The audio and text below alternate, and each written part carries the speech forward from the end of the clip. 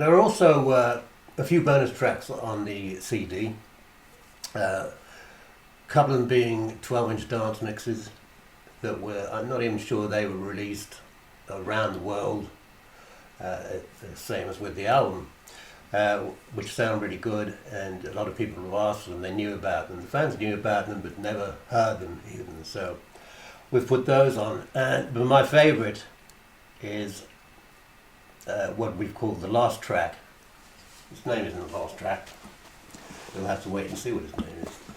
But it comes from a demo that Rick and I, obviously during the writing period, there were a lot of demos and things get put aside. There's not enough time, or you think it sounds too much like Floyd, or it sounds too much like Fashion or whatever. But there was this one track that, and it was just basically a groove, a verse, and a bridge. And I remember it really well, and I still play it on the guitar. It's just my twiddling around song. And it sounded great, and so I thought it was worthwhile recreating, because it was a song that Rick Park wrote, so he has every right that it's on an Identity album.